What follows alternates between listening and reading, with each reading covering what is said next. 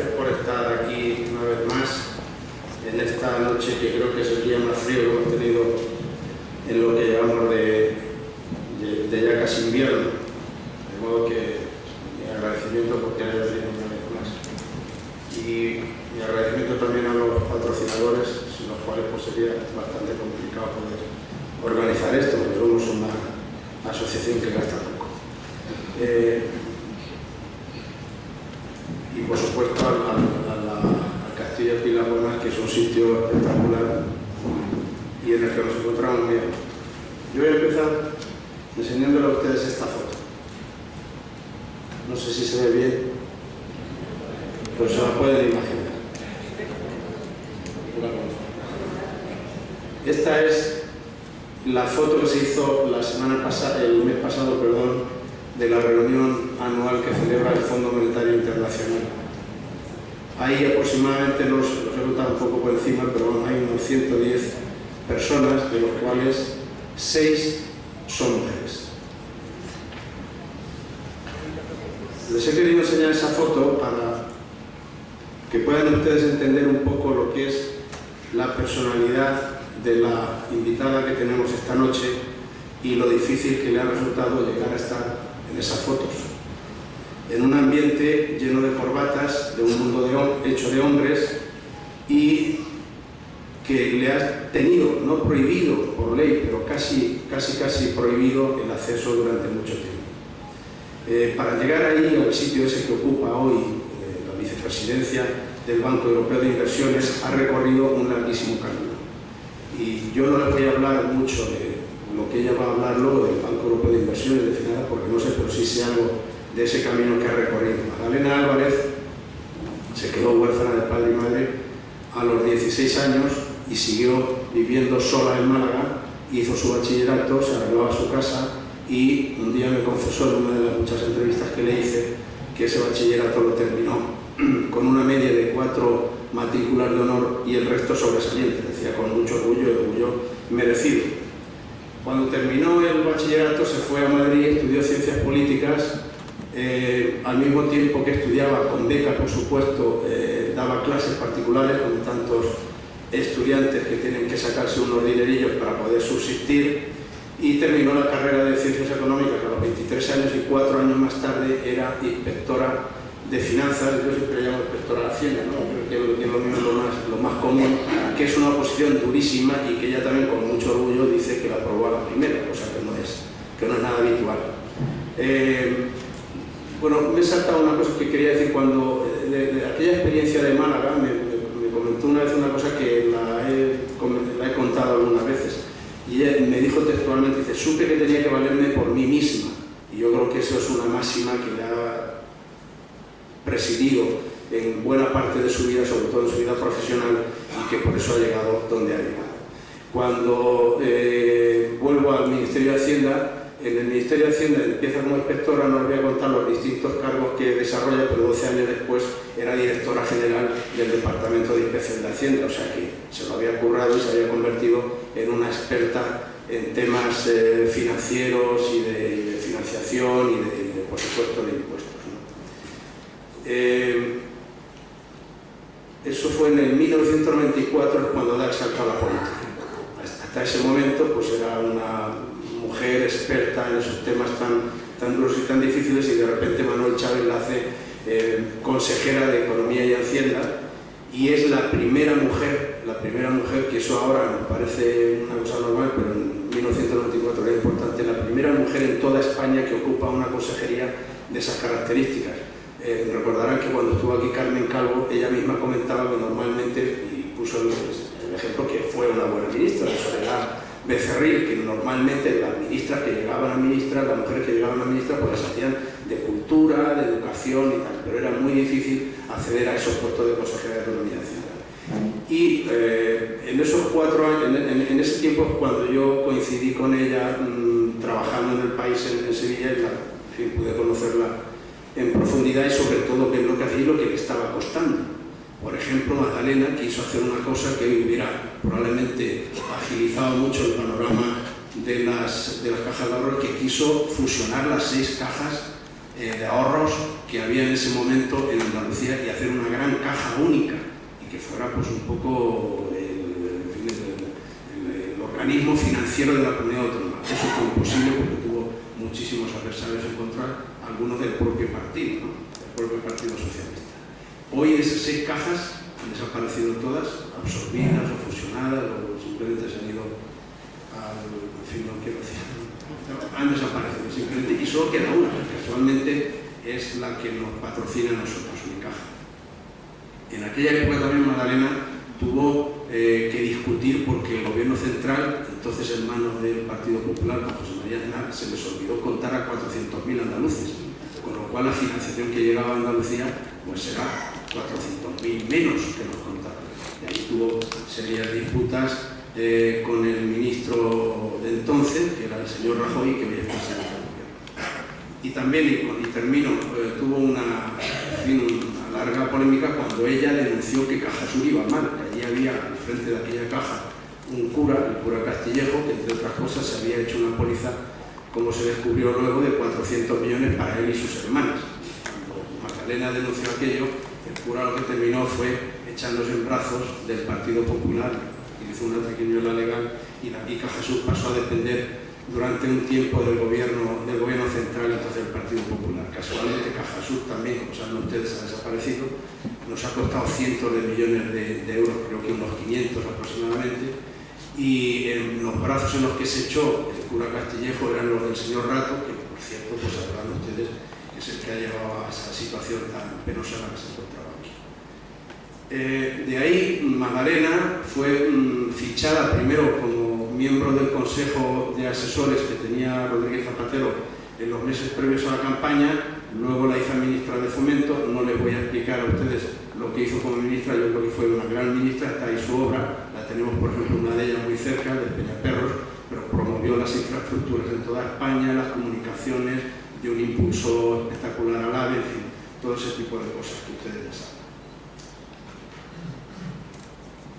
Para concluir, en menos de 20 años, Magdalena pues, se había convertido en una mujer que de ser una inspectora de Hacienda había pasado por los puestos, bueno, es decir, que es la primera mujer que ocupó el Ministerio de Fomento. Entonces, en esos 20 años, como digo, pues dio el salto de ser una inspectora de Hacienda a ser una experta en altas finanzas, y de ahí le vino también su nombramiento para la vicepresidencia del Banco Europeo de Inversiones. Un día me dijo, hablando de estos temas, de las dificultades de las mujeres para acceder a esos puestos, una frase que les voy a leer, es muy corta, textualmente. Dijo: las mujeres nos movemos en un mundo de hombres y muchas veces tenemos que adoptar las claves de los hombres para desenvolvernos en ese mundo y cambiarlo. Ese es el camino, meterte en el mundo de hombres, cambiarlo y convertirlo en un mundo de mujeres y de hombres. Y esa es la mujer que tenemos aquí esta noche, una mujer de coraje. Buenas noches.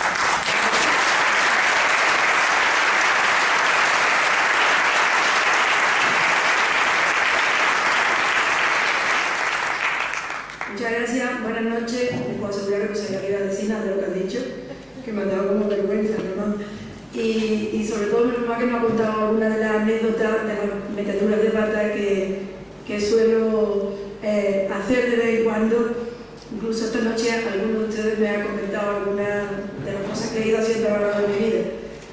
Sí es verdad que he hecho muchas cosas, pero también es verdad que ya tenemos unos cuantos años y no ha dado tiempo a ir cambiando de responsabilidades, de trabajo, de sitio donde vivir, pero sí hay una constante que no tiene nada que ver con el tema que hoy voy a hablar, pero que me ha gustado mucho que lo planteé, nomás porque sí creo que necesitamos tener un mundo de hombres y mujeres, y puedo decirles que incluso donde yo estoy ahora se nota la discriminación, pero también por, de alguna manera, estar tranquilo con el camino que hemos recorrido en España. Yo pensé que cuando iba a ir a Europa, en Europa eran mucho más civilizados que nosotros, y entonces la mujer iba a estar en un papel de mayor igualdad. Y tengo que decirles que me ha sorprendido negativamente. O sea que el nivel de concienciación que tenemos en nuestro país y la presión que ejercemos para que se nos respete es mayor de la que encuentro en instituciones europeas.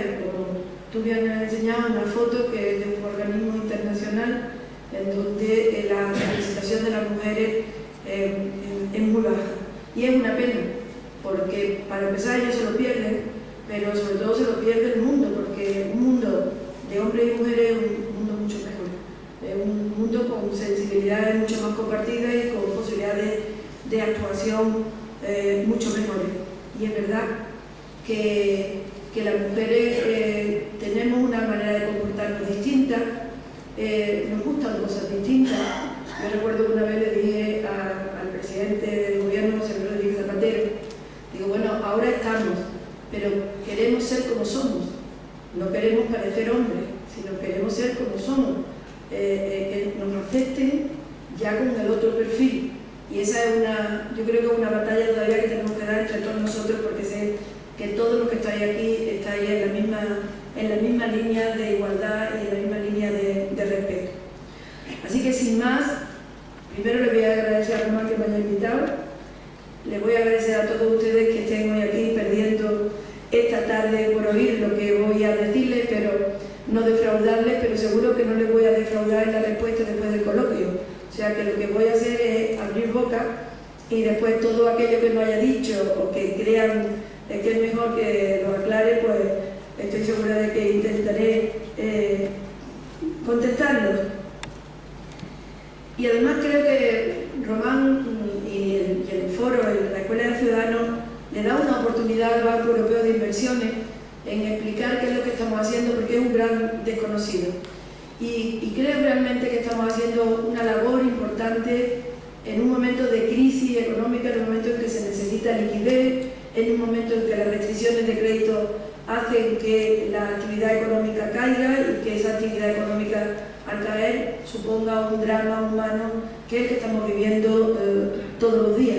Todos nosotros, uno porque le llega directamente y otro porque vemos que es una situación dramática para muchas familias. Me estoy refiriendo a la necesidad de que la actividad económica sea una oportunidad de generación de empleo y por lo tanto el nivel de vida que los ciudadanos tienen que tener.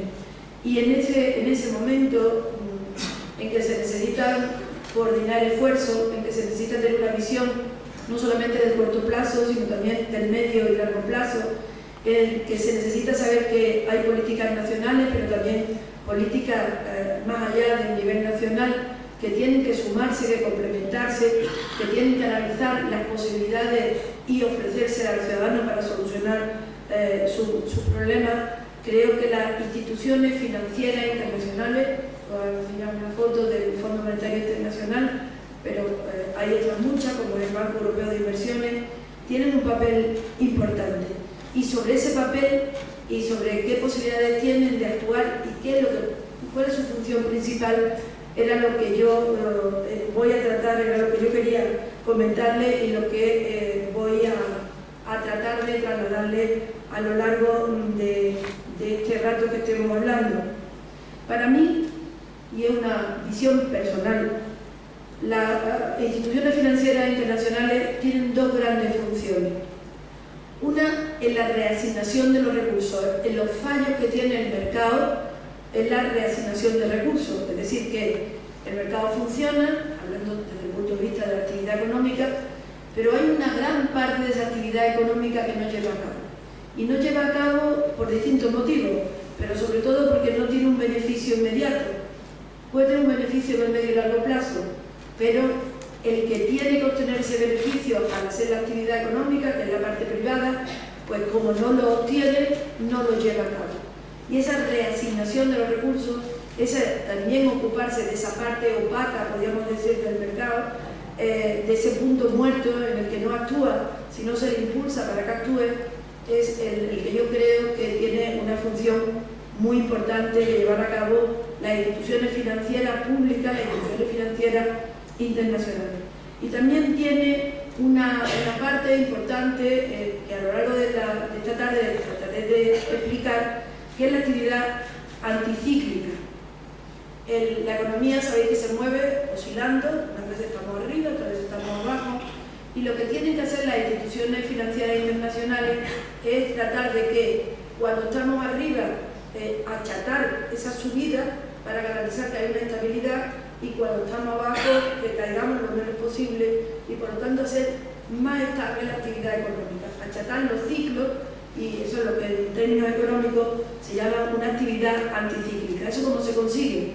Pues invirtiendo cuando los demás no invierten y frenando la inversión cuando los demás están invirtiendo y no necesitan ser animados a esa actividad inversora. Por lo tanto, para mí, y decirles que antes de la irrupción de la crisis, esta actividad anticíclica y de reasignación de recursos estaba, digamos, entre comillas, hasta puesta en un verete, o sea que no estaba muy aceptada. No se veía muy bien cuál podía ser el papel, la función de las instituciones financieras internacionales o las instituciones financieras públicas. Pero, como dicen, solamente nos acordamos de Santa Bárbara cuando truena, pues efectivamente cuando empieza a tronar y empieza a verse que se va hacia un declive de la economía, es cuando nos damos cuenta y echamos mano de que hay unas instituciones que pueden llevar a cabo esta actividad anticíclica. Y esta actividad anticíclica se lleva a cabo de muy diferentes maneras. Lo digo por no confundirnos. Por ejemplo, el Banco Central Europeo, que es una institución financiera europea, lo que hace es regular las variables monetarias. Es decir, pues regular los tipos de interés, es responsable de que haya pues, determinado nivel de liquidez en la economía, controla que no haya inflación, controla una parte de la economía que es la que llamamos monetaria. Sin embargo, el Banco Europeo de Inversiones lleva a cabo una actividad totalmente distinta. Lo que hace es financiar inversiones. ¿Qué inversiones? Pues después veremos, pero fundamentalmente aquellas que entienden que cumplen con la función que yo he estado diciendo ahora, con esa función de reasignación de los recursos o con esa función anticíclica. Por lo tanto, las instituciones financieras internacionales se distinguen unas de otras por el tipo de función, por el tipo de actividad, por la forma de trabajar, por el ámbito territorial. Hay instituciones financieras que son europeas, otras que son a nivel global, unas que tienen una recomendación para trabajar de una manera o de otra, pero en este punto común de reasignación de recursos creo que todas hacen una tarea muy importante. Entonces nos tendríamos que plantear cuáles son aquellas inversiones que el mercado no lleva a cabo, que el mercado no impulsa. Yo les decía antes que son las que o bien tienen una baja rentabilidad financiera o bien esa rentabilidad financiera tarda mucho en materializarse. Y vamos a ver algunos ejemplos. Por ejemplo, la inversión en energía renovable. Hasta que esa forma de utilizar la energía, como puede ser la solar, la eólica, no es rentable para el mercado, no la lleva a cabo la actividad privada. Sin embargo, si nosotros somos capaces de trasladarle una financiación o unos recursos mucho más baratos que los tendría que en el mercado, a lo mejor empieza a ser rentable. O si nosotros esa financiación se la damos a muy largo plazo, por ejemplo, el mayor crédito, el mayor plazo que hemos dado en el Banco Europeo de Inversiones ha sido en el AVE, Madrid, Valladolid, y ha sido a 50 años. Un préstamo a 50 años no se encuentra en el mercado, pero si nosotros le damos ese tipo de financiación, pues sí se puede llevar a cabo, porque para devolverla van a tardar mucho y por lo tanto pueden esperar a que ese AVE ya sea rentable. Entonces, esa distinción entre lo que es rentable en el corto plazo y en el largo plazo la tenemos muy presente a la hora de financiar determinadas inversiones. O, por ejemplo, otras inversiones que financiamos, que las instituciones financieras se ocupan de financiar, son todas aquellas de innovación tecnológica, todo aquello que necesita un desarrollo, una investigación que hace que la rentabilidad no sea inmediata. Un segundo ejemplo podríamos encontrarlo en todo lo referente a la educación. Por ejemplo, nosotros damos préstamos a las universidades. Esos son préstamos difíciles muchas veces de obtener en el mercado, podríamos decir, en el mercado convencional, y sin embargo sí son préstamos que se obtienen en este tipo de entidades. La modernización de infraestructuras educativas, o bien, como estaba yo antes hablando, de inversiones en el muy largo plazo. ¿Cuáles son inversiones en el muy largo plazo? Recuperables en el muy largo plazo. Pues, por ejemplo, todas las de infraestructura de transporte. Pues estamos hablando de la alta velocidad, estamos hablando de aeropuertos, o estamos hablando de la red de carreteras, pues es una inversión que por sí solo el inversor privado no llevaría a cabo y, sin embargo, ayudándole con una financiación adecuada, sí podríamos llevarla a cabo. Otro ejemplo importante que es responsabilidad de las instituciones financieras internacionales son, por ejemplo, el de las desigualdades territoriales. Es una ineficiencia del mercado, porque muchas veces pues, es difícil invertir, supongamos, en Almería, o es difícil invertir en el otro extremo de España, en Galicia, pues porque las conexiones hacen que los productos cuando llegan al mercado pues sean más caros o no sean rentables. Y es una responsabilidad de acercar esos productos al mercado, por tanto integrarlos e invertir en este tipo de conexiones. Bueno, pues todas estas prioridades son las que centran la atención de este tipo de instituciones para paliar las deficiencias del mercado y conseguir que efectivamente todas esas posibilidades que tiene un país, todas esas posibilidades sectoriales, pero también territoriales, sean puestas en las mismas condiciones de igualdad, y eso siempre sabemos que a lo largo de un periodo largo de tiempo. Actualmente hay otro tema que centra la atención de este tipo de instituciones, y es la pequeña y mediana empresa. ¿Por qué la pequeña y mediana empresa? Porque la pequeña y mediana empresa es la que crea el tejido empresarial, la malla que sostiene toda la economía. Las grandes empresas hacen, podríamos decir, o son responsables de unas áreas determinadas, pero tienen un punto débil.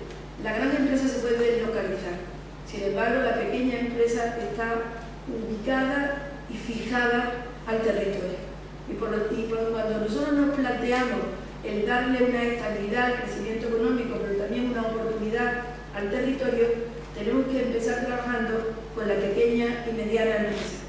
Y además la pequeña y mediana empresa es la más débil. Una gran empresa, en momentos de dificultades de liquidez, una gran empresa tiene posibilidades de obtener créditos, de obtener préstamos, de obtener financiación para sus proyectos. Sin embargo, y ahora lo estamos viviendo en primera persona en España, la pequeña y mediana empresa es la más débil para ir al mercado y obtener préstamos. Y ese ha sido uno de los motivos por el cual las entidades financieras internacionales, concretamente el Banco Europeo de Inversiones, se ha centrado en trasladarle financiación a la pequeña y mediana empresa. Esta es una novedad en un banco como el Europeo de Inversiones, que es un banco de inversión y es un banco que trabaja en el medio y largo plazo, que trabaja en proyectos que maduran en un plazo mayor de los 4 o 5 años y que se pueden extender hasta los 50 años. Ese era antes nuestro nicho de actividad, porque era donde no llegaba al mercado.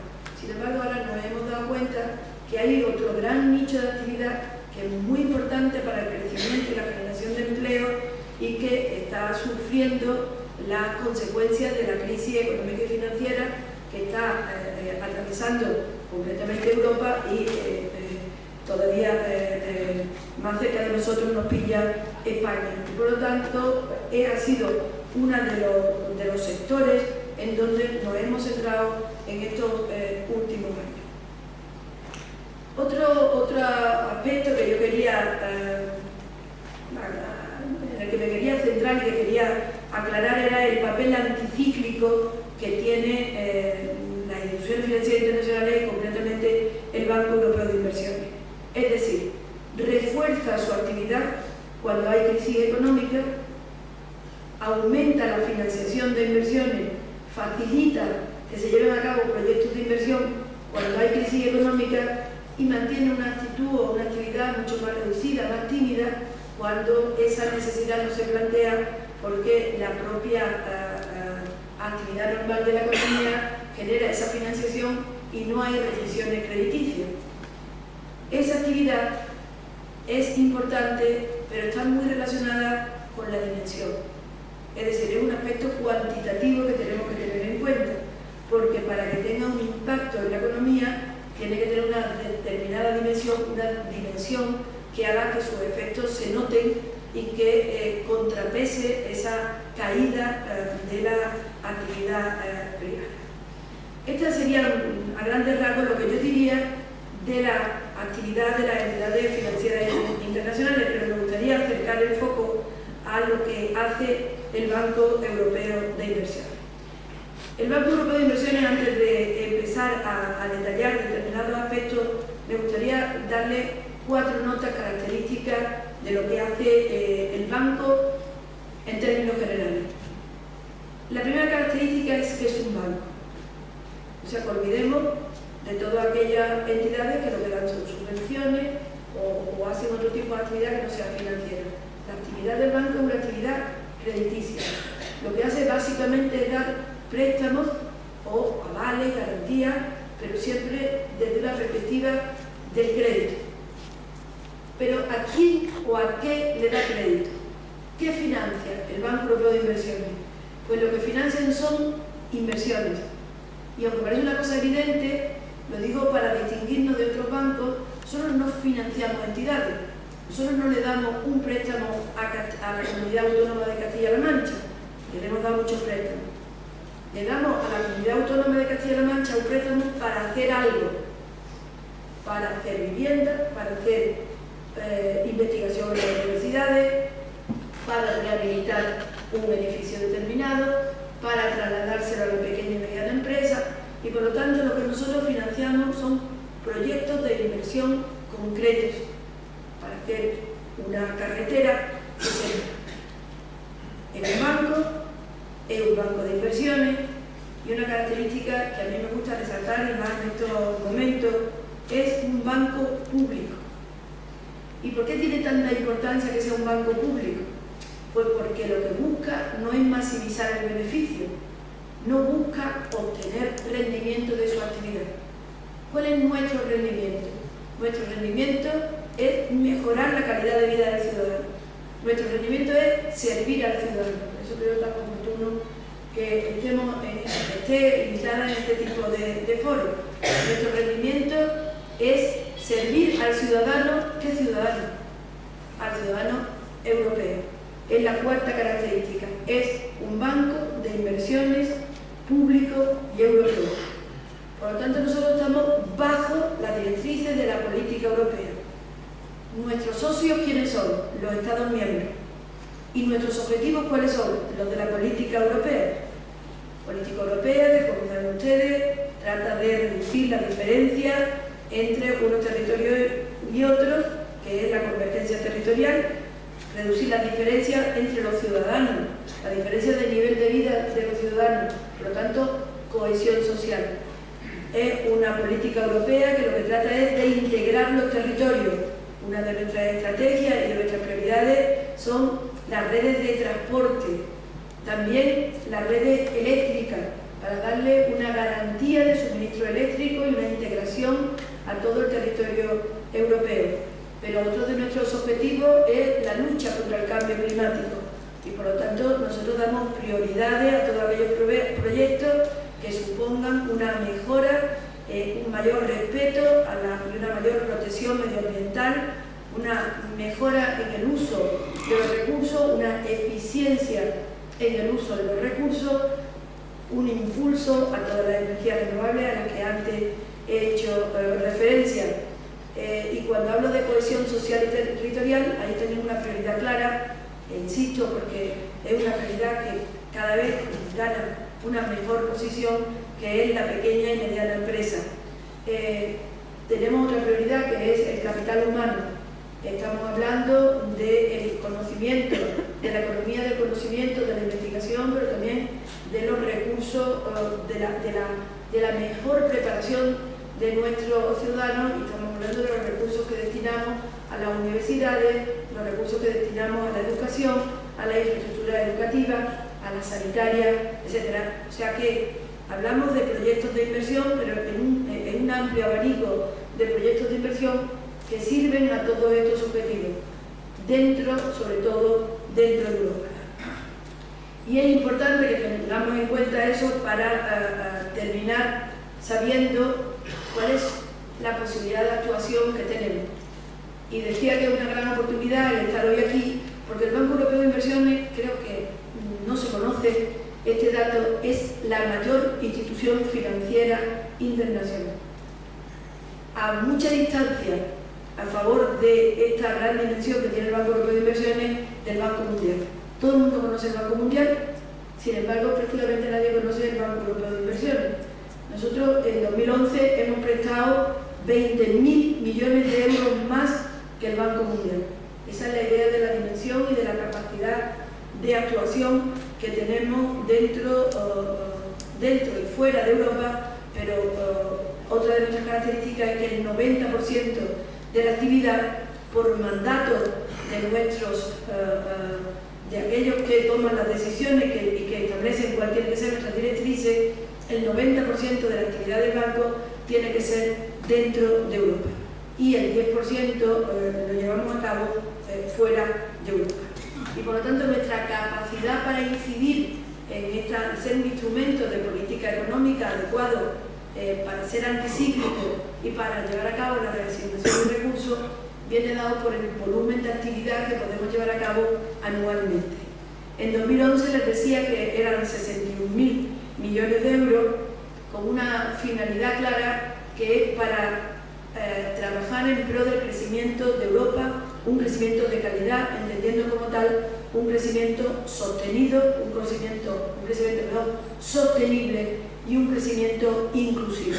Ese es el mandato bajo el cual nosotros trabajamos, entendiendo por sostenido el darle una capacidad de crecimiento a todas las economías europeas de una manera estable. Y para eso trabajamos en darle una mayor capacidad de competir, una mayor productividad a nuestro sistema productivo europeo, y una manera de conseguir esto es incrementando la dotación de capital europeo, y este capital viene dado por nuestras redes de transporte, por nuestras redes de energía, por nuestra capacidad para innovar y para desarrollar nuevas tecnologías, por nuestro nivel de educación de nuestra población sostenible. Antes hacía referencia a esto, un nivel sostenible es precisamente un crecimiento que haga de nuestros recursos una fuente para el futuro, no algo que vayamos esquilmando en la medida que nos estamos creciendo. Y eso significa que tenemos que desarrollarnos a la vez que proteger y darle una garantía de futuro a nuestros recursos de cualquier tipo, nuestros recursos medioambientales, una preservación de la biodiversidad, en definitiva, hacer que nuestra economía sea competitiva a la vez que sea respetuosa con el medio ambiente, y también reducir todos aquellos impactos negativos que el crecimiento pueda suponer para nuestros recursos naturales. Y después decía inclusivo, ahí es donde entra la integración de todas las regiones europeas, la integración de todos los territorios y de todas las personas, la igualdad de oportunidades en la medida que vayamos creciendo, es lo que distingue el crecimiento del desarrollo, es decir, que todos participen en los beneficios del crecimiento. Ese es un mandato que tenemos europeo y bajo el cual estamos trabajando, y ahí es donde entra como una pieza clave la pequeña y mediana empresa y las oportunidades que tienen que tener para que esa malla le dé una seguridad y una estabilidad al crecimiento europeo. Todo esto quería decirles con una visión distinta de la visión que se tiene desde el ámbito privado. Por eso somos una entidad pública. Tenemos que tener una visión que vaya más allá del corto plazo y que vea el medio y largo plazo. Es decir, que los árboles nos dejen ver el bosque y tengamos una visión en conjunto de lo que queremos que sea el futuro de nuestro sistema, nuestro sistema territorial, nuestro territorio, estamos hablando de Europa, podemos acercar más el foco, estamos hablando de España. En definitiva, que seamos útiles para que el crecimiento, para salir de la crisis, para que esa salida de la crisis se haga de una manera que nos haga que la siguiente crisis que la iremos teniendo, las caídas sean menores, la estabilidad sea mayor y los efectos negativos en términos de empleo pues sean mucho menores de lo que hemos sufrido hasta ahora. Y en la labor anticíclica del BEI hemos tenido un mandato de incrementar nuestra actividad en toda esta etapa pasada.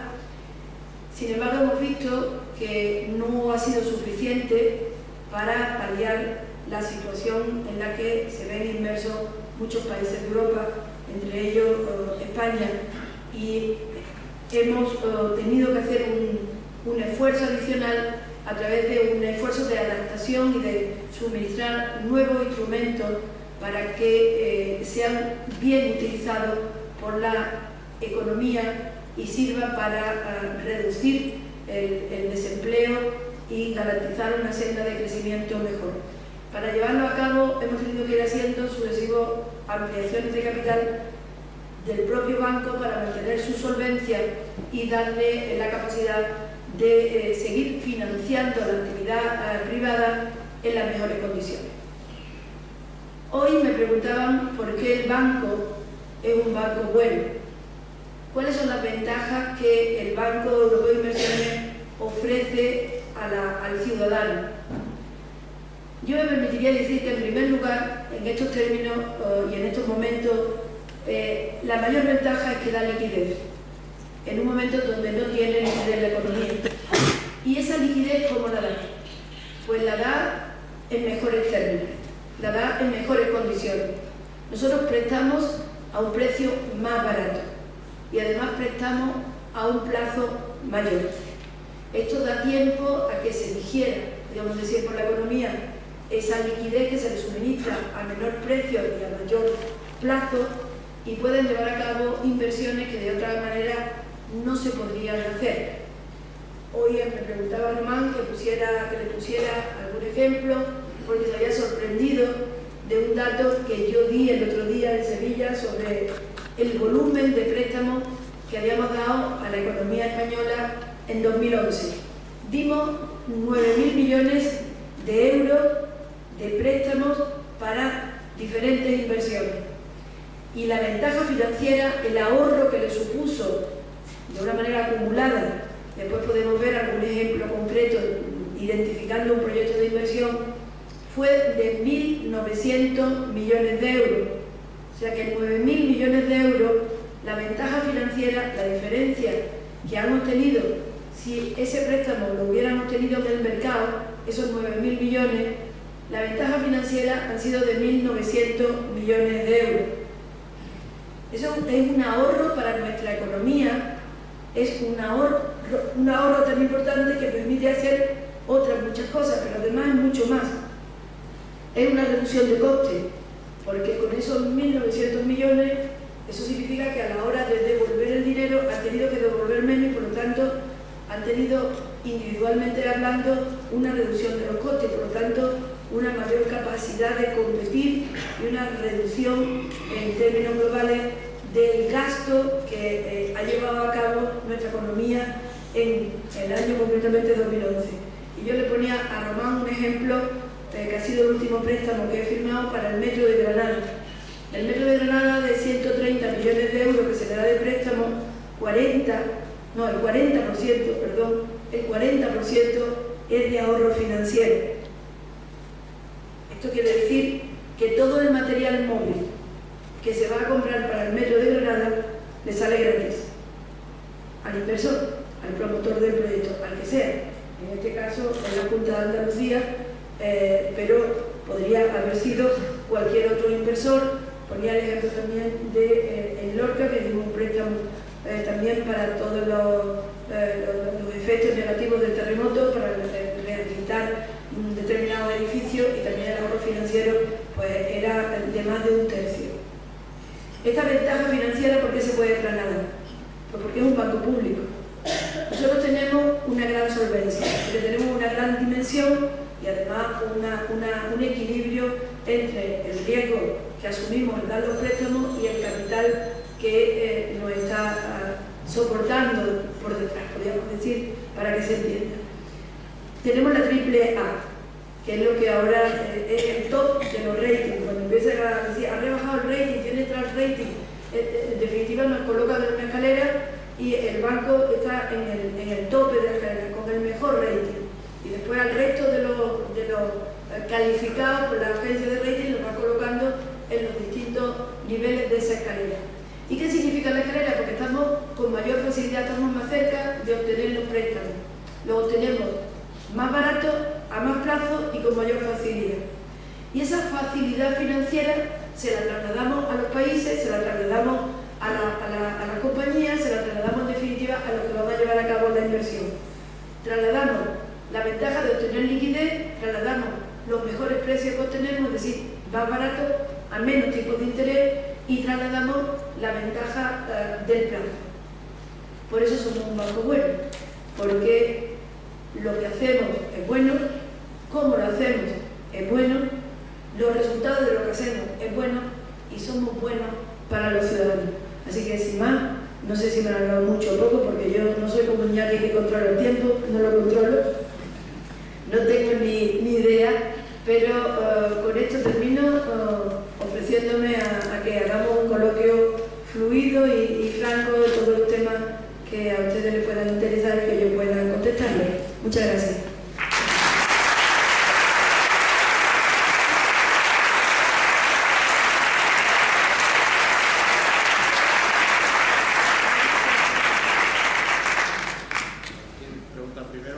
Lo mismo que tengo un micrófono en la mano.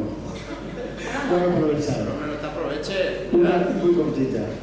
Magdalena, ¿tú estás a favor de liderar la economía o al contrario, que esté controlada siempre la economía, los bancos y todo el sistema capitalista? Bueno, yo creo que hay que controlar todo lo que se pueda controlar y se deba controlar, pero sobre todo lo que tenemos que tener siempre claro es a quién servimos, y servimos a los ciudadanos.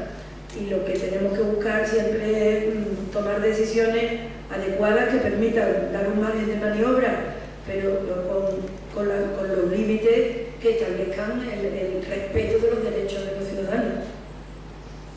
Hay uno aquí, mira. Ya está pasado. Bueno, Magdalena, tres preguntas sencillas. Primero, ¿le afecta o no le afecta el nuevo presupuesto, la negociación del presupuesto de la Unión Europea al BEI? Eso por un lado. Otro, porque, aunque me parece muy bien la política anticíclica que tiene el BEI, pero está claro que la política que está siguiendo la Unión Europea y el Banco Central como órgano regulador no es precisamente una política keynesiana. ¿Por qué en Europa no se da y en cambio en frente a la nueva del charco Estados Unidos sí lo está haciendo?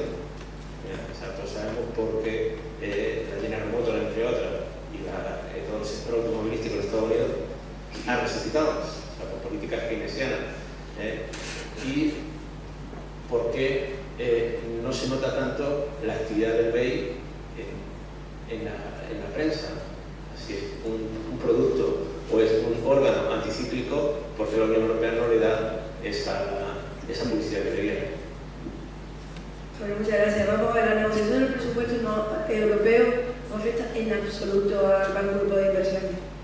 A nosotros lo que nos afecta es el capital y el riesgo, como cualquier entidad crediticia. Nosotros somos públicos porque somos propiedad de los Estados miembros, pero en el resto de nuestra actividad actuamos o tenemos dinero en los mercados, la financiación la tenemos en los mercados, como cualquiera, con las mismas condiciones y con las mismas posibilidades, y lo único que también nos volvemos a distinguir como bancos públicos es que trasladamos la ventaja financiera de lo que nosotros obtenemos en mejores condiciones al ciudadano a través de financiar los proyectos de inversión.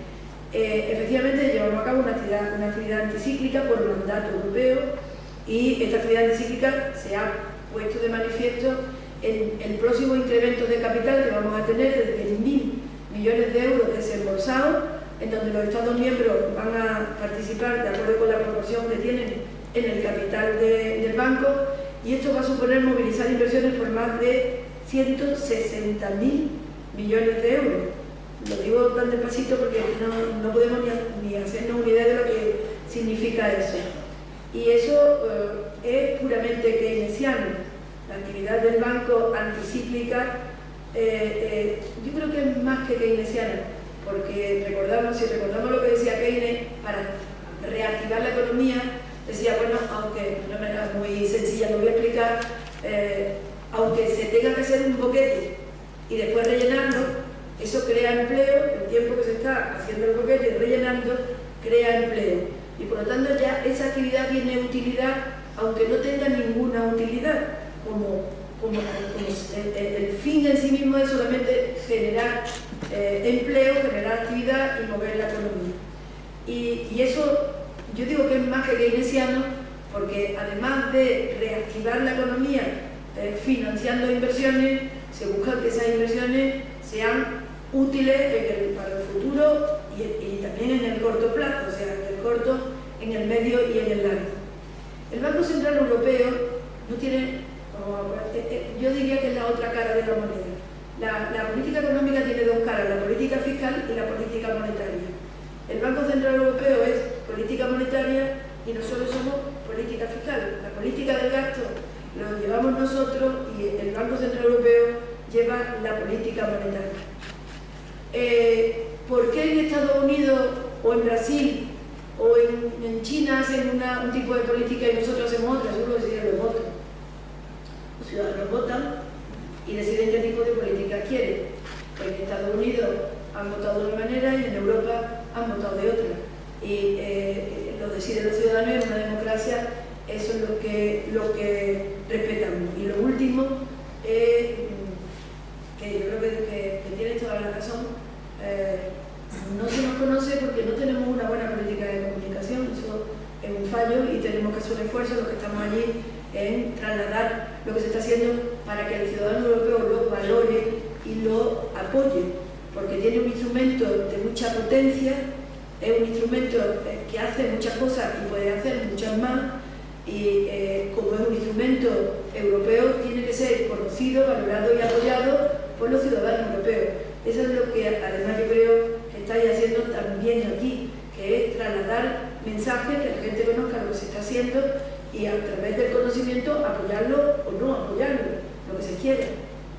Sí, una cosa, como luego transcribimos las conferencias y las publicamos en el blog y posteriormente en un libro, el que quiera que dé su nombre para identificarlo luego, porque no quiera, pues no es obligatorio, ¿no? Para luego poder, en vez de decir pregunta, pues poner el nombre del que lo ha hecho, que quiera hacerlo voluntariamente, que lo haga. Buenas noches, me llamo Javier Sánchez Mateos. Gracias por compartir su tiempo con nosotros y por haber venido aceptando la invitación, que no la conozco. Si da la impresión de que monopolizo el turno de preguntas, primeramente me gustaría saber, quizás no haya tenido suficiente, cómo o de dónde coge ese dinero. He querido entender que también va a buscar fondos fuera, a la banca privada, sin embargo es un banco público. También me queda la duda de cómo en esa labor anticíclica, cuando la curva está en el máximo, si el BEI tiene dinero para invertir, ¿qué hace con ese dinero que deja de invertir para frenar el crecimiento? O, bueno, yo no entiendo, si realmente esa actividad anticíclica en los periodos de máximo siento que no alcanzo a entenderla.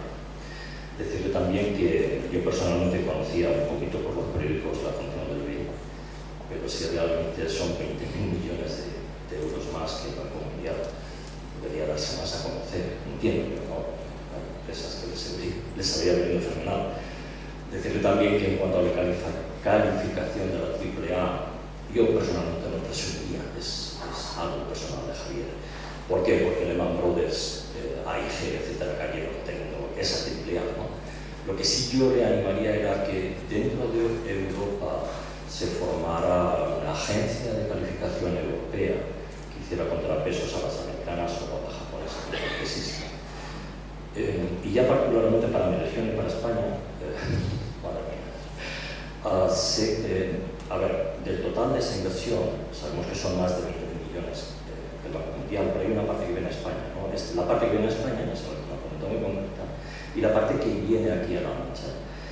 Sobre todo porque en el ámbito de las nuevas energías y en esa preocupación que recoge la UE en cuanto a que esa preocupación por el medio ambiente, las energías renovables precisamente en España, en la eólica somos punteros a nivel mundial de investigación de instalaciones, sin embargo en España y concretamente en Castilla-La Mancha hay una empresa como NERE durante meses del sector eólico concretamente, no sé, no decir el nombre, pero es una empresa noruega o sueca, no recuerdo muy bien, hace palas eólicas de 45 metros de longitud.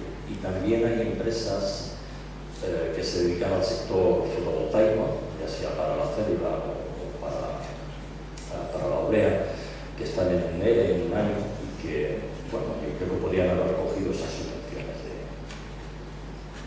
de ley. Muchas gracias y perdón por extensa intervención.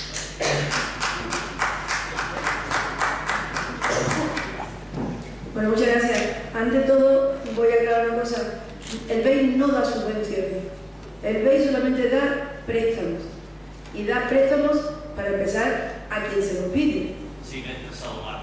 No, pero yo aprovecho para aclararlo porque es muy usual que pensemos que o da préstamos o da subvenciones, que es un campo en el que se puede mover fácilmente. El BEI solamente da préstamos, insisto, da préstamos a quien le presenta un proyecto que cumple con los requisitos exigidos para obtener ese préstamo. Es decir, tiene que ser solvente el proyecto desde el punto de vista técnico, económico, financiero y algo muy serio, que no es alguien que presenta un proyecto y inmediatamente se obtiene como si fuera algo automático el crédito, sino que se pasa por una serie de controles porque efectivamente estamos administrando una responsabilidad que no es baladí, sino que es una gran responsabilidad por el impacto que tiene en la economía y en la calidad de vida de nuestros ciudadanos.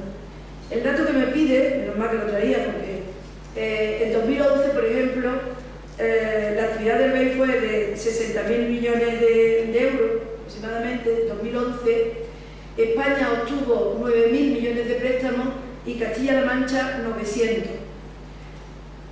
¿Es mucho o poco? Pues yo he estudiado el tema con respecto a España. España es el principal cliente del banco desde hace 8 años. España tiene una participación en el capital del banco del 9% y esto es aproximadamente el 15%. Por lo tanto, España tiene una gran participación, es un gran cliente y tiene un papel muy activo dentro de la actividad del Banco Europeo de Inversiones. Se analizan los proyectos de energía renovable, se analizan los que se presentan y si cumplen los requisitos se dan. De fotovoltaica no nos da nunca ningún préstamo en España. Lo sé porque no nos da ninguno. O sea que de energía solar, yo creo que aquí traía incluso algunos, no sé si se llama mancha solar, pero me puedo estar equivocando. Hay un proyecto que se llama mancha solar, me parece, lo he leído en algún documento, pero seguro que sí. Mancha Sol, en 2012. Es uno de los proyectos que hemos dado en 2012. He sonreído en relación a su propuesta o a tu propuesta de una agencia de calificación europea. Yo en todo este camino que he ido recorriendo a lo largo de mi vida profesional, durante un año he sido europarlamentaria y me tocó hacer un informe en relación a la crisis económica que se llamaba Instrumentos para salir de la crisis. Y una de las propuestas que yo hice al Parlamento Europeo que se aprobó fue la creación de una agencia europea de rating. O sea que no solamente coincido, sino que yo ya lo he propuesto, pero no depende de mí y la mitad de las cosas que se proponen en general no llegan y yo creo que el 99% de las que propongo yo nunca salen, así que esta puede ser una de ellas, pero lo he propuesto, estoy totalmente de acuerdo, me parece que no se funciona como se debería de funcionar en este campo, pero lo que no comparto es esa afirmación de que no presumamos, sobre todo con los dedos, porque la comparación no puede ser más negativa, que no presumamos de tener la AAA porque también lo tenía Lehman Brothers. Claro que presumimos porque así conseguimos el dinero barato, es la única manera de conseguir el dinero barato en este mundo. Igual que decía Román que yo adaptaba muchas veces pues, la forma de comportarse en determinados ámbitos, que tenemos que seguir los roles de los hombres porque si no había sitio para las mujeres, pues para conseguir una financiación en buenas condiciones solamente se consigue en este mundo si eres AAA. Así que yo espero que estoy segura que tenemos la AAA porque nos lo merecemos, sin tener que decir que los que califican siempre aciertan o no, pero que como para obtener la financiación te tienen que calificar, así que el que no está calificado no entra, y nuestra manera de trasladar el dinero es precisamente manteniendo y teniendo mucho cuidado en no perder esa calificación. Otro comentario que haces es el tema de la comunicación, o sea, totalmente de acuerdo, no es de responsabilidad del banco, pero vaya, si lo hubiera sido a lo mejor todavía sería peor. Lo podría yo incluso empeorar, pero es verdad que es una pena que no sea conocido porque necesitamos del apoyo de aquellos que son nuestros dueños, que son los ciudadanos europeos. Por lo tanto, deberían de conocernos para saber lo que está haciendo.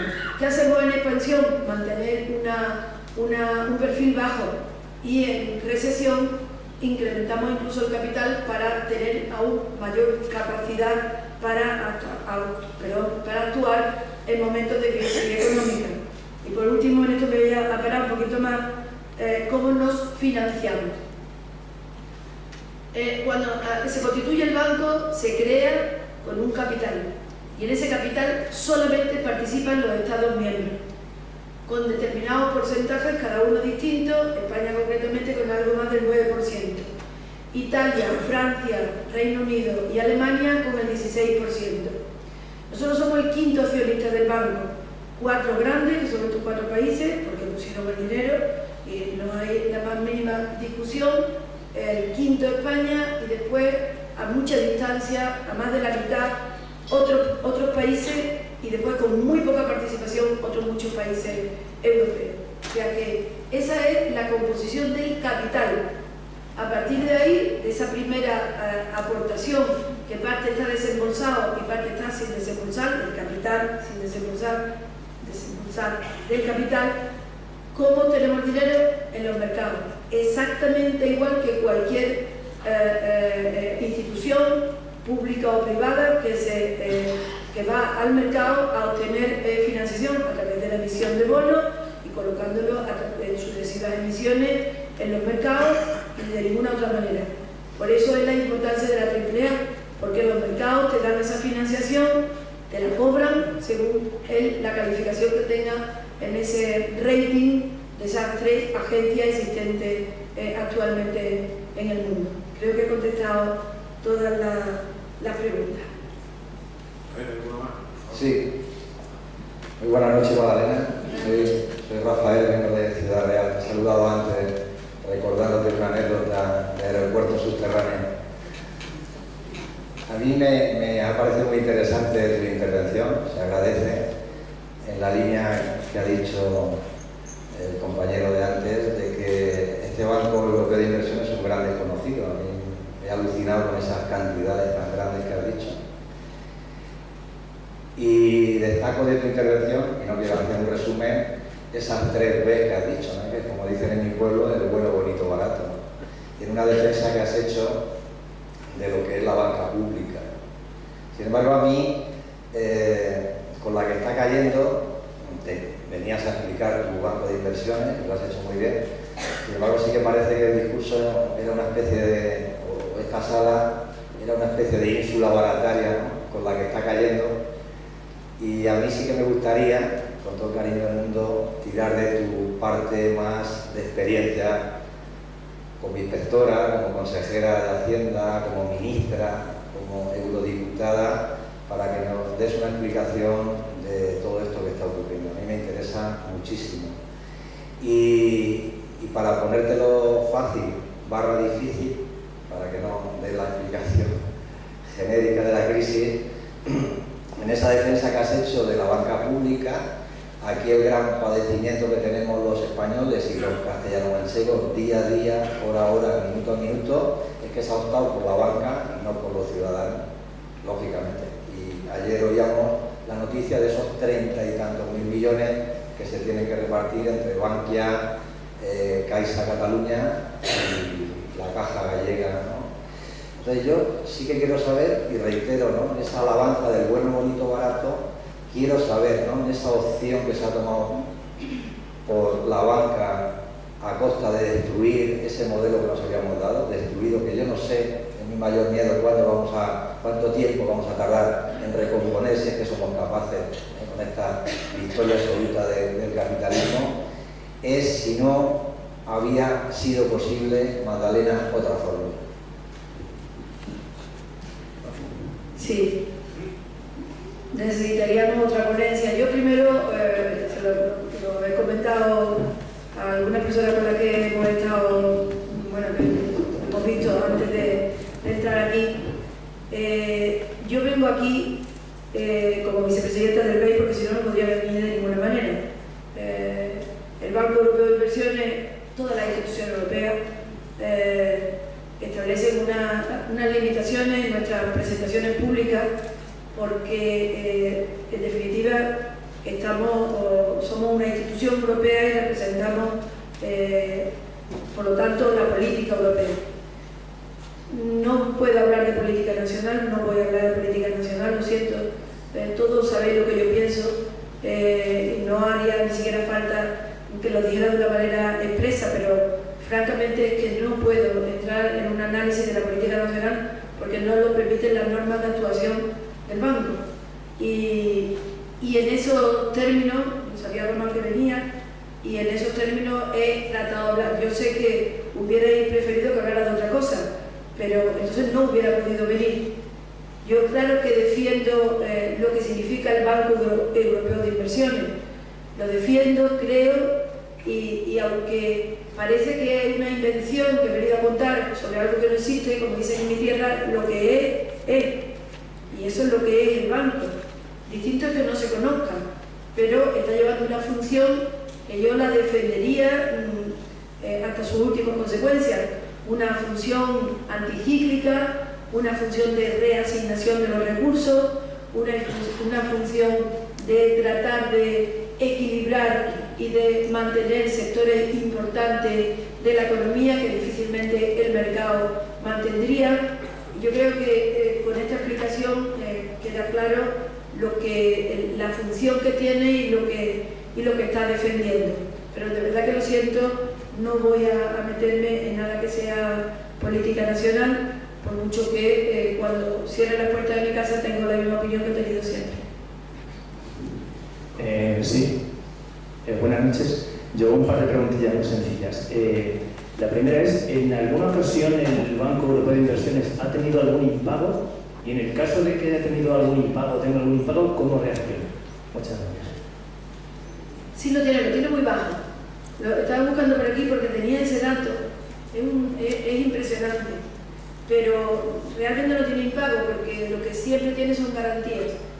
Entonces, cuando alguien no cumple, pues se cobran con la garantía soberana, la de los países, la garantía bancaria, garantía con cédula, de todo, de cualquier tipo, pero nunca se da un préstamo sin garantía.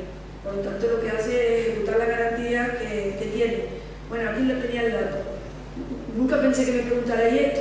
Le he dicho a Román que hoy iba a hacer la intervención de otra manera porque pensaba que los datos os aburrían, entonces he evitado darlo.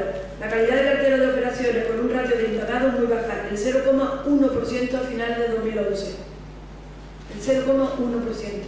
Ese es el ratio de impagados que tenemos. Es muy baja. Hola, buenas noches. Me alegra de tener a una mujer en las Cumbres. Mira, a mí me gustaría comentar dos cosas. Una de ellas es que no es extraño que no se oiga nada del Banco de Inversión Europeo por la agresividad que tiene el neoliberalismo en todas sus instituciones, en las cuales considero todas las demás. Todas las que van prácticamente buscando el beneficio propio en vez del beneficio público. Esto es un movimiento que data prácticamente desde los años 70 y no me extraña en absoluto la agresividad que tiene. Y luego hay otro punto que me gustaría aclarar, que yo no sé si tengo la cifra exacta, y es que la Reserva Federal Norteamericana tiene la facultad de, su mandato es controlar la inflación, asimismo el Banco Central Europeo, pero a diferencia del Banco Central Europeo, la Reserva Federal Norteamericana tiene el mandato de un 19% del Producto Interior Bruto norteamericano anual para fomentar el crecimiento, lo cual es impresionante. Y entonces la pregunta es cómo es posible que nosotros creáramos un banco europeo con una pata coja y tan coja que es imposible prácticamente, a no ser que se reforme las instituciones y se volviera a crear nuevamente. Gracias. Bueno, yo creo que la explicación es fácil. Cada uno tiene las instituciones que ha creado y que hemos votado y que hemos defendido. Entonces, es muy difícil comparar las instituciones americanas con las nuestras de esa manera, ¿no? ¿Por qué la Reserva Federal no tiene las mismas características, o el Banco Central Europeo no tiene las mismas características que la Reserva Federal? Porque se creó con esa finalidad y desde luego su única responsabilidad es la política monetaria, y si no estamos de acuerdo tendremos que proponer el modificarlo, pero no tiene ninguna otra justificación, por lo menos yo no la podría dar. No sé por qué fue el motivo de que se crearon con distintos perfiles dentro de Europa, vuelvo a decir, por ejemplo el Banco Central Europeo y el Banco Europeo de Inversiones, que por cierto es la primera institución europea. El Banco Europeo de Inversiones se creó antes que el resto de las instituciones europeas y se han definido los perfiles totalmente de una forma totalmente distinta que las instituciones americanas, pero yo no podría decir por qué se han creado en América, en Estados Unidos, unas instituciones y otras distintas en Europa.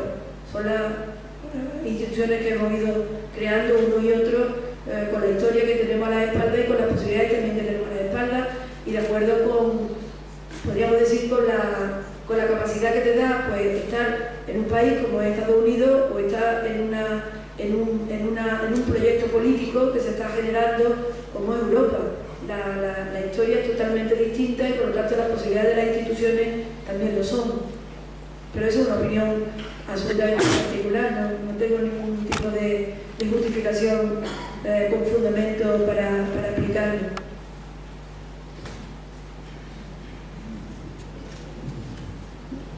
Buenas noches, Diego Carrión. A ver, mi pregunta me parece que está abortada con su anterior respuesta, porque, bueno, hoy conocemos todos mucho más el Banco Europeo de Inversiones, gracias a la brillante presentación que nos ha hecho de él, y antes de hacer la pregunta, a ver si soy capaz de enfocarla de forma que se comprometa algo con lo local, quería felicitarla por el brillante trayectoria profesional que ha tenido y política. Es evidente que al formarse un banco europeo, los accionistas colocan a sus personas allí, porque a veces los estados accionistas colocan a las personas que quieren representarlos. Evidentemente se llega, por tanto, a través de la política. Y yo quería hacer un poco más político el acto, sin ideología. En España sabe sobradamente que estamos pasando francamente mal, que las dificultades que hay de paro están rozando los 6 millones de parados. Todos los meses o todas las semanas hay noticias de ERES, problemas graves en la sociedad española. Y cuando se le preguntamos a los españoles cuáles son los problemas más graves que tienen, enumeran de forma clara: 1, la economía, o sea, la situación económica, la crisis económica; 2, el paro; y 3, los políticos. Me parece que es muy contundente el pensar que los políticos, o sea, ustedes, son un problema para la sociedad española. Y sin que se quiera comprometer con la política local, con la política en este caso española, ahí me gustaría ver si realmente los políticos tienen alguna responsabilidad de que los españoles pensemos así. Seguramente por las actuaciones que tenemos, por cómo nos comportamos, por cómo vivimos, por la imagen que trasladamos, etc. Si puede decirnos algo sobre esto, porque es la tercera preocupación de los españoles en las encuestas. Muchas gracias.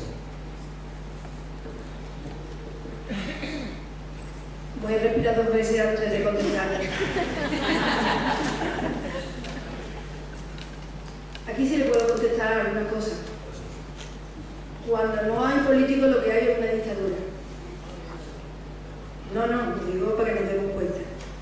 Entonces, aquellos que odian a los políticos, sin darse cuenta, lo que están reivindicando es que no haya políticos, y cuando no hay políticos, lo que hay es una dictadura. Eso es lo que es. Aquellos que dicen que no son políticos siempre son de derecha. También. O sea que cuando hay alguien, decía Franco, no, usted a un ministro, usted haga como yo, no se meta en política. Por lo cual, yo, que fíjese, no me considero política. Digo, broma. Lo que siempre era que cuando nací, a mi madre no le dijeron como Gila, aquí ha nacido una política. Todos los que estamos aquí podemos trabajar una vez en un sitio, otra vez en otro, tenemos nuestras propias ideas. Si queremos, servimos a esa idea o no. Y esa es una clave importante para saber que realmente, si la sociedad española piensa que el problema son los políticos, que efectivamente la sociedad española tiene un problema. Tiene un problema. Porque no nos estamos dando cuenta que tenemos que trabajar para que esa sensación se derive hacia realmente cuál debe ser el problema. El político no le quita el puesto de trabajo a nadie. El político no está usurpando nada. El político tiene que estar representando a alguien en cada caso en el puesto que le corresponda, y yo les diría que todos los que estamos aquí y en España y en el mundo deberíamos de estar abiertos a poder trabajar un tiempo en la política, porque la política no es como el sacerdocio. Bueno, y ahora incluso se pueden salir, que te metes y no sales. El político es el tiempo que está trabajando en política, pero cuando deja la política ya no tiene por qué estar sirviendo de esa manera, puede estar sirviendo de otra. ¿Por qué le digo esto? Porque a ustedes les podrá parecer extraño que yo haya dicho que no puedo meterme en temas de política nacional, ni internacional, porque para estar donde estoy, que por cierto, nombrada por España, solamente estoy yo, el resto de los españoles que están en el banco no han sido nombrados por España, han sido objeto de unos exámenes, han ido allí, o sea que el banco tiene 2.000 personas trabajando, y solamente en el consejo de dirección hay personas que representan a sus países, 7. El resto no están en nombre de sus países, aunque sí, para que ustedes también lo sepan, cada país, por el estatuto del banco, concretamente el del banco, tiene un derecho a que haya un número determinado de sus nacionales. Entonces, nadie entra por el cupo, pero sí tiene que haber un equilibrio entre los países de acuerdo con el capital que esos países hayan puesto en la estructura del banco. Y yo le quitaría le querría quitar, pero vaya, creo que es difícil, ese como, o por lo menos a mí me ha parecido, ¿no? Esa especie de lamento negativo de ese lastre que tenemos encima porque algunos de nosotros se dedican a la política. Yo ahora no estoy en política, pero cuando he estado, le voy a decir una cosa, me siento orgullosa de haber estado. No he sacado más de la política que el gusto de poder hacer cosas por los ciudadanos, de poder prestar mis conocimientos y prestar mi voz a mucha gente que de otra manera no hubiera podido estar allí. defender lo que yo creía que me votaba, quería que yo defendiera. Y me siento absolutamente orgullosa de haber trabajado en la política. Y no me importaría volver, porque creo que es una obligación que tenemos los ciudadanos. Creo que este es el foro más adecuado para reivindicarlo. Todos los que estamos aquí deberíamos de estar abiertos en un momento determinado a pasar muchas veces por el suplicio que es la política. Mucho más duro de lo que muchos de los que no han pasado nunca. Yo lo haría como con la Mili. ¿Qué pasa, hombre?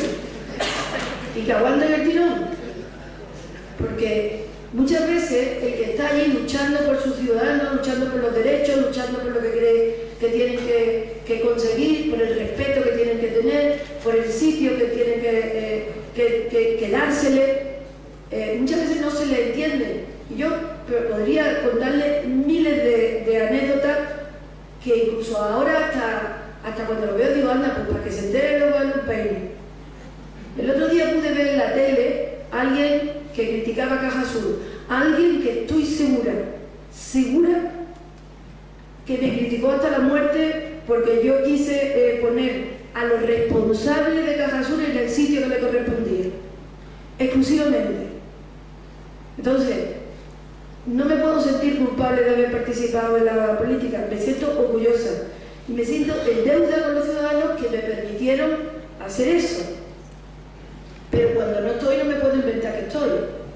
Por lo tanto, no he querido vulnerar ninguna norma que yo voluntariamente, cuando mi gobierno me dijo que fuera el Banco Europeo de Inversiones a defender los intereses de los españoles, de todos, y cada uno de los españoles, por cierto, y de los portugueses, allí, pues tengo que respetar las reglas que a mí me dijeron que tenía que cumplir antes de aceptar ese cargo. Y con la misma lealtad que he defendido los intereses de los votantes cuando he estado en un puesto político, defiendo lo que a mí me han dicho que tengo que hacer cuando no estoy en un puesto político, que es en el banco. Yo espero que me entendáis, si no, porque lo siento mucho.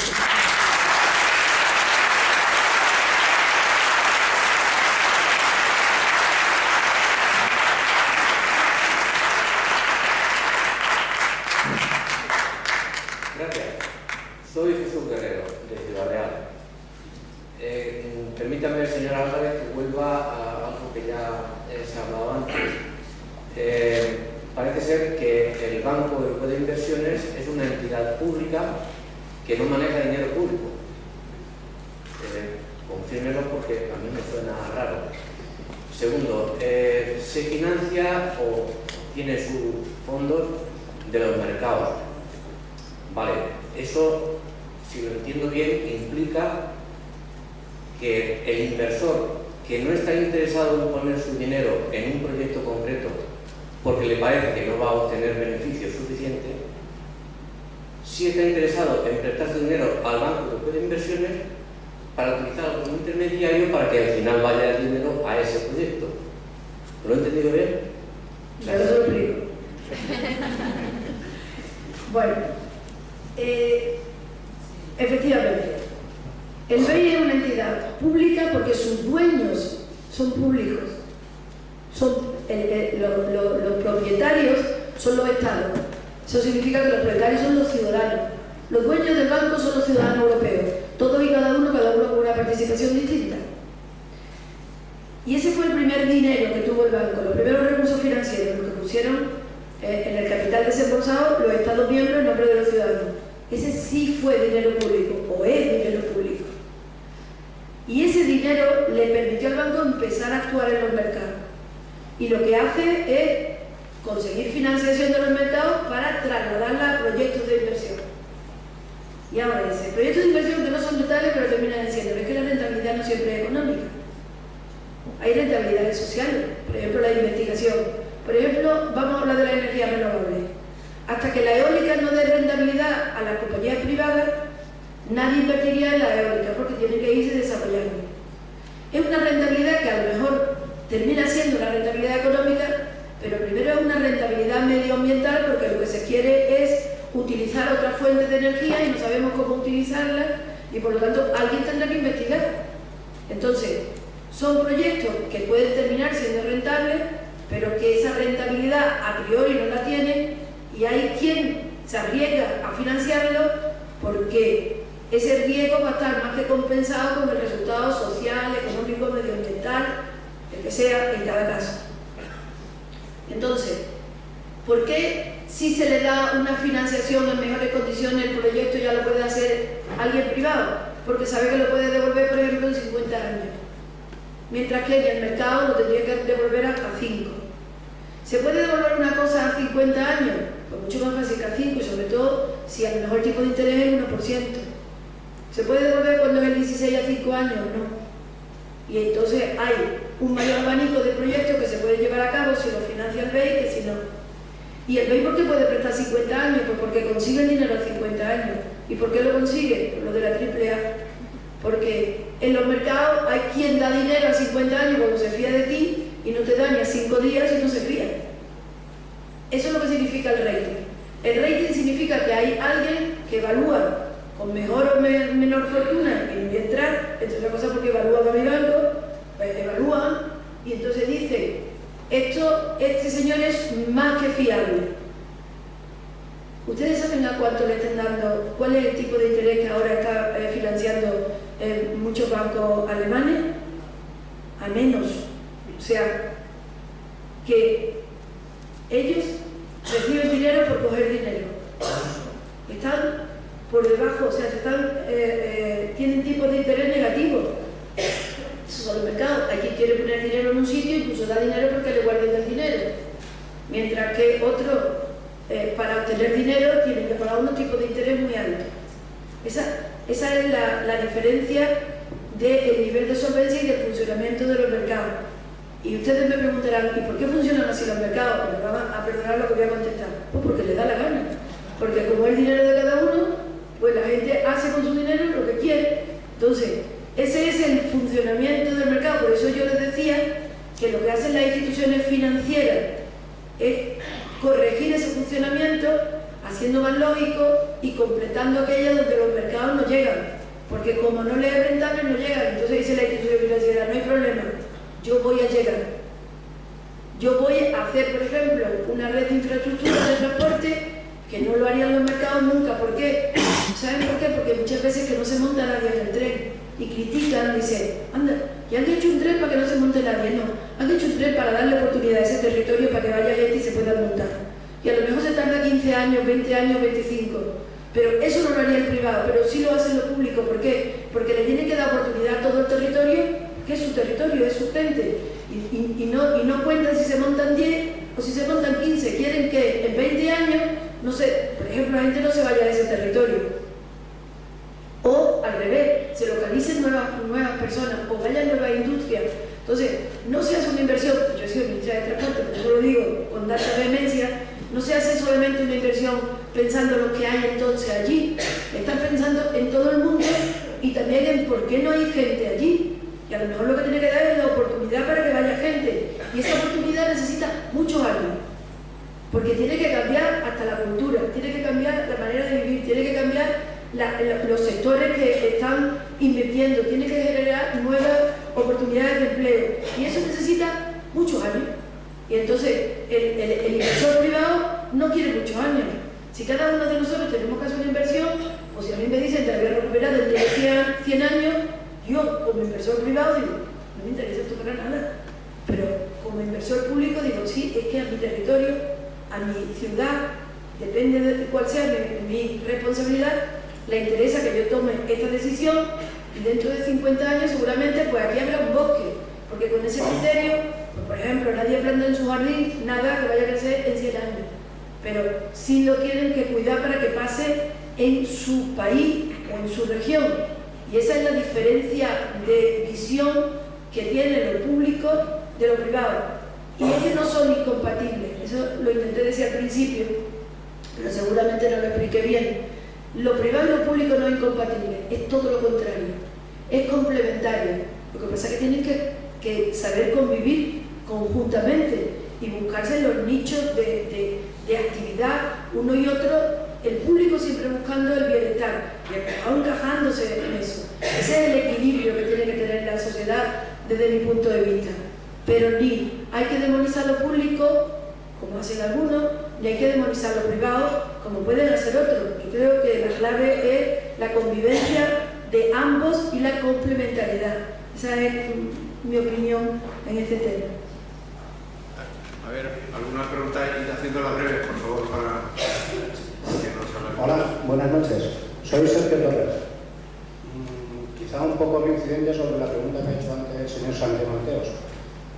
Hoy se ha tenido conocimiento del cierre de Garoña. Estamos en un territorio que siempre se ha comentado que está harto de eso.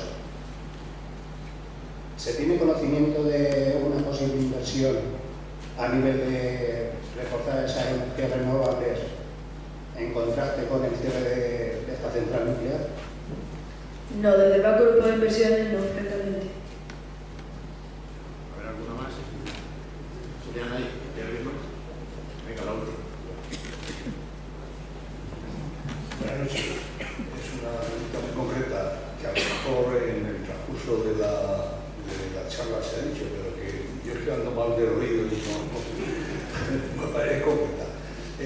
Todos los Estados miembros, las regiones de los Estados miembros acceden a la financiación del Banco de Inversiones en las mismas condiciones, más concretas. Castilla-La Mancha accede en las mismas condiciones que un land en Alemania, o tiene otro tipo, o es más baja, o es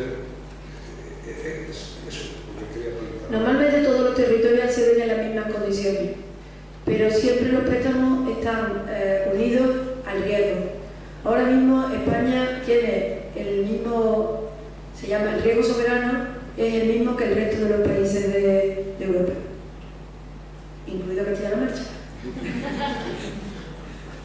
Bueno, pues yo creo que es suficiente. Yo una pregunta práctica, porque igual alguien aquí tiene algún proyecto en la cabeza. ¿Dónde está el Banco Europeo de Inversiones si yo quiero pedir un préstamo? Bueno, vamos a ver, tiene una página web que es fácil de... No, pero una oficina, ¿no hay? En Madrid, en Velázquez. ¿Sí? En Velázquez, en el vídeo de Velázquez.